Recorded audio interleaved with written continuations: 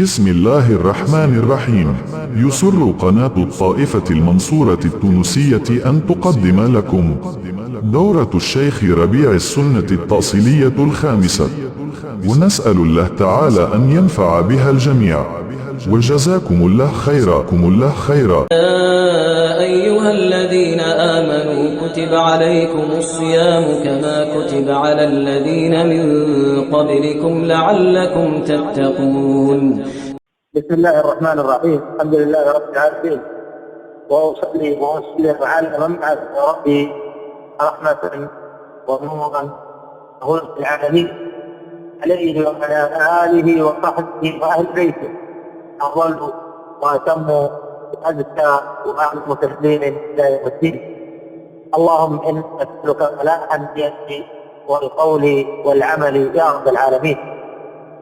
أهلا وسهلا بالإخوة الأعزاء في إذاعة الطائفة المنصورة التونسية، وبالأخ الفاضل أبو فاطمة، وشكرا له على حسن ظنه، ونسأل الله عز وجل أن يتقبل منا ومنه وأن يغفر لنا وله، إنه على ذلك قدير وبالإجابة جدير.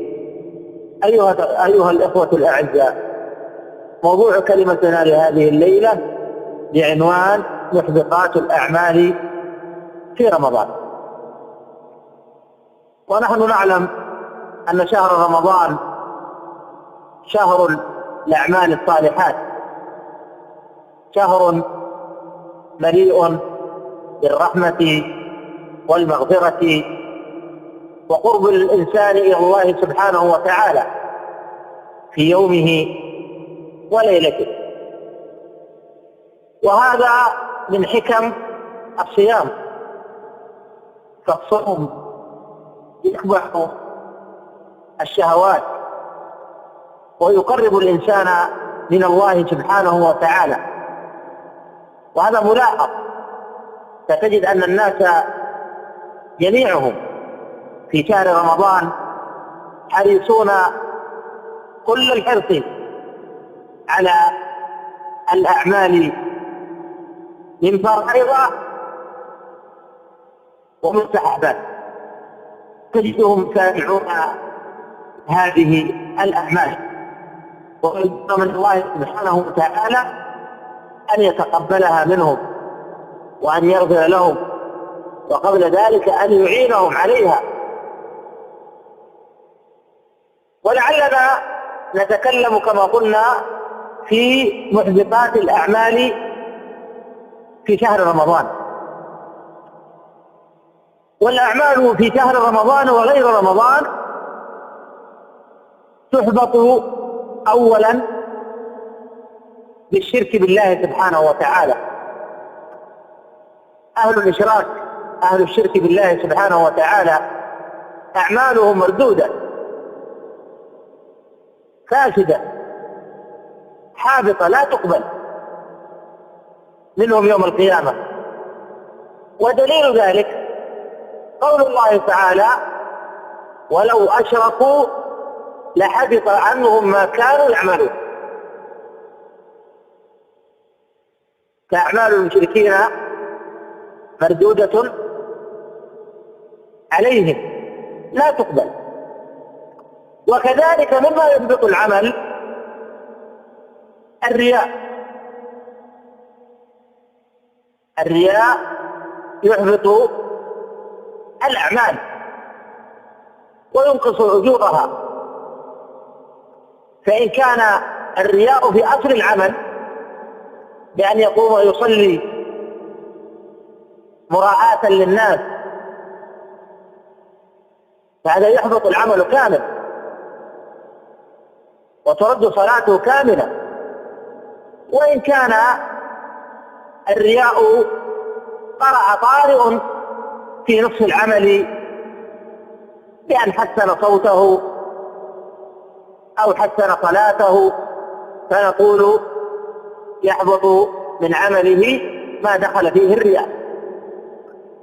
وأيضا من محبطات الأعمال البدع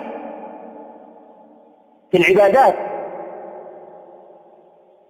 فأي عبادة ليست على نهج النبي صلى الله عليه وسلم وليس عليها دليل شرعي فهي عبادة فاسدة حابطة مردودة. لا بد أن يكون في قبول الأعمال من شرطين أساسيين. الشرط الأول أن تكون هذه الأعمال خالصة لوجه الله سبحانه وتعالى، لا يدخل فيها لا رياء ولا سمعة، وأن تكون هذه الأعمال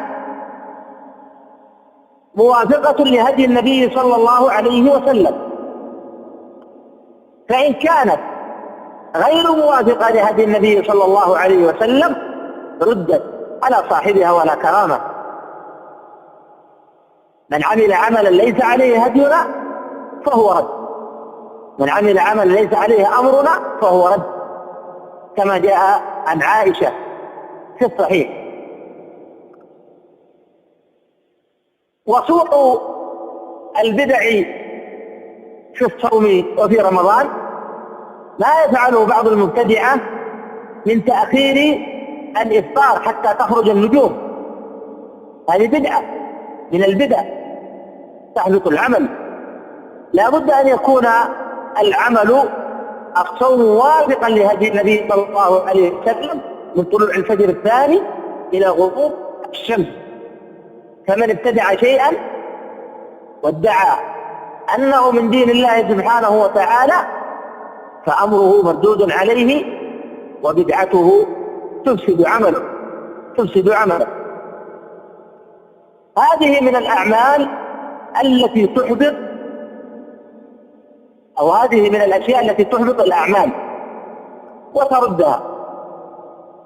وهناك أعمال تفسد الصيام،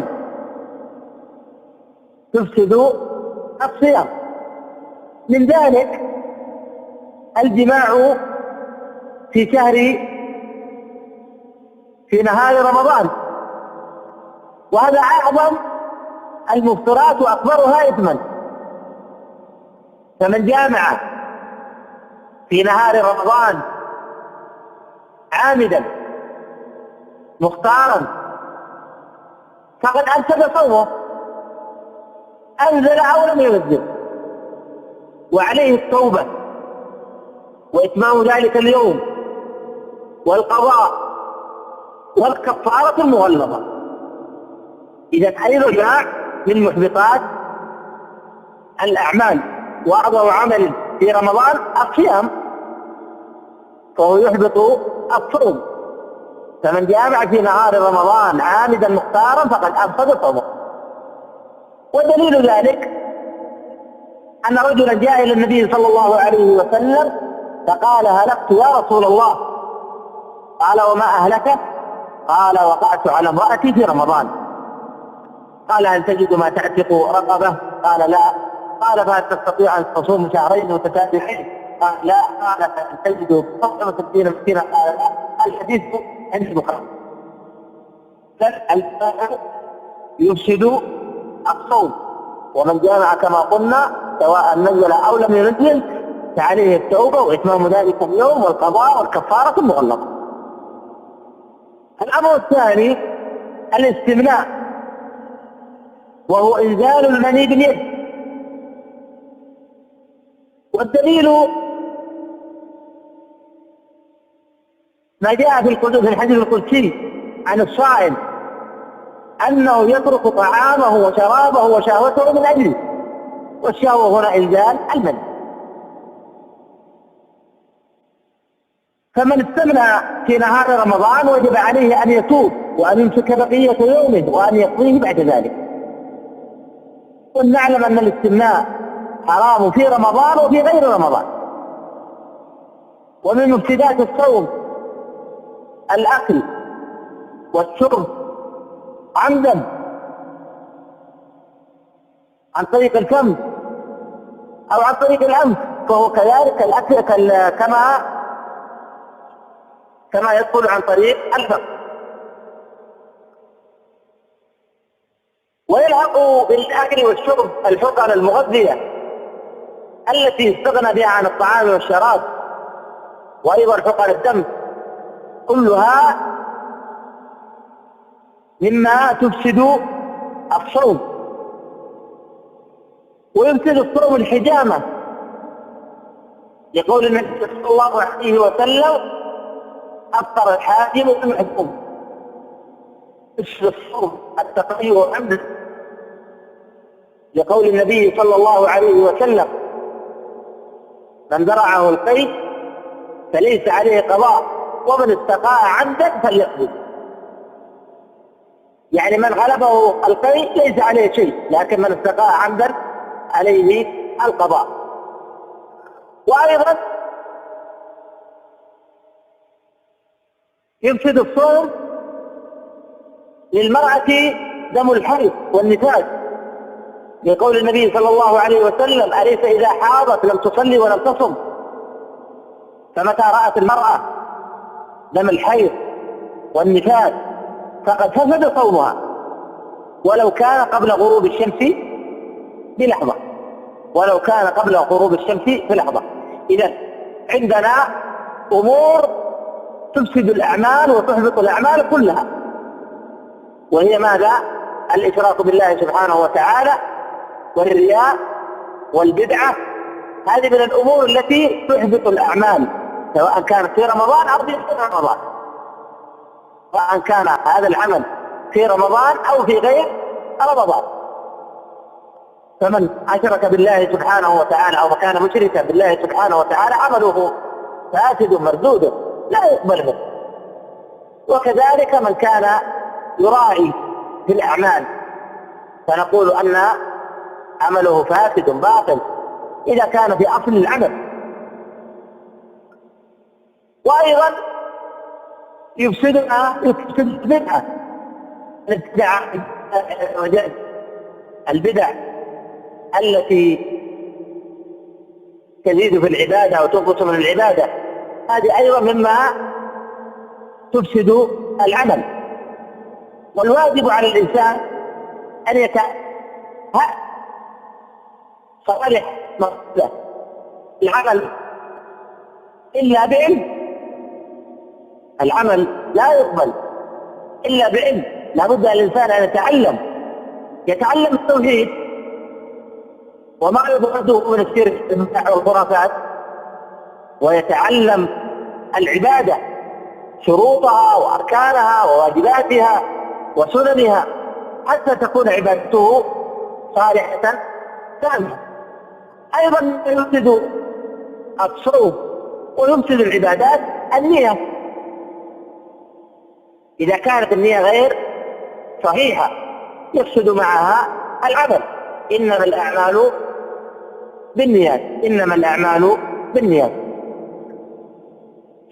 ومما يفسد الصوم كما قلنا الأكل والشرب والجماع والاستمناء والحجامة وخروج الدم للمرأة. أيضا هناك أعمال لا تفسد الصوم لكنها